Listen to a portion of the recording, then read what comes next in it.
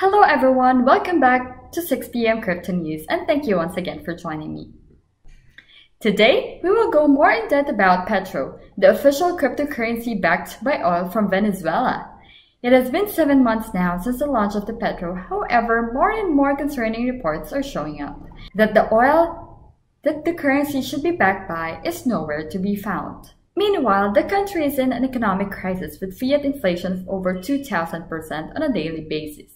Which means if you wanted to buy a coffee with fiat today, it would cost you 2,000 times more to buy one the next day. To resolve this inflation, the president ordered the launch of the Petrol as an official currency to remove the inflation. Troubles on their fiat currency, with a guarantee that it would be backed by the oil of their whole nation. President Maduro said Venezuela has over 5 billion barrels of petroleum, which would back the cryptocurrency. Reuters sent out a reporter to investigate, and after speaking with dozens of experts on cryptocurrency and oil feed valuations over a 4-month period, Reuters said that there was no evidence that the Petrol trade existed. The few people Reuters found who actually bought into Petrol gave conflicting views. One complained of being scammed, while another said he received the tokens but blamed US sanctions for hurting the cryptocurrency's debut.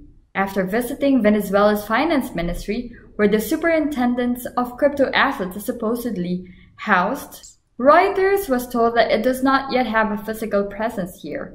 Reporters have been unable to get a hold of anyone involved in the Petrol, including the industry ministry. Back in March, the Maduro government claimed to have raised $5 billion via Petrol sales. However, Venezuelan cabinet minister Roa told Reuters that the technology behind the Petrol is still being developed, and that nobody has been able to make use of the Petrol, nor have any resources been received. What's more, the Petrol has not turned up on any cryptocurrency exchange and is not accepted at any Venezuelan retailer. At the time of launch, one Petrol was pegged to 1 barrel of domestic oil price at $60. However, without trading on any exchange, there is no way to link prices to exchange rates or even determine the coin's underlying value.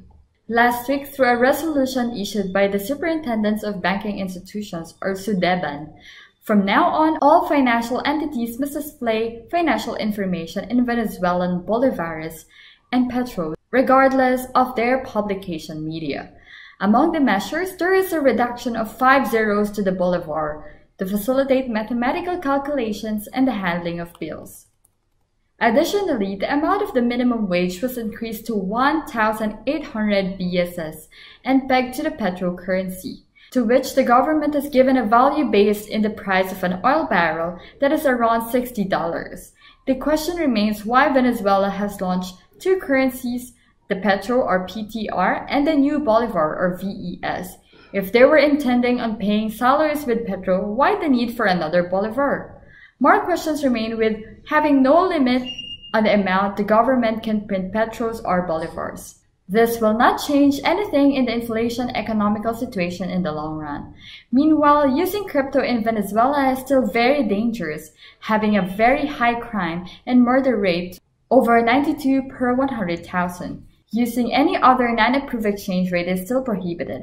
Also, companies are still obligated to do the accounting in bolivars, or they could get fined or even expropriated. Meanwhile, the president is trying to make the Petrol the official trading currency as well for every country doing trade within the Venezuelan trade agreement. This to circumvent the fines imposed by the US, making the US react with even more trading fines.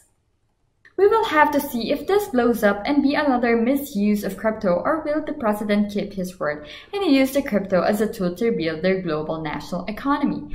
These developments could show, if used correctly, how great blockchain technology can be.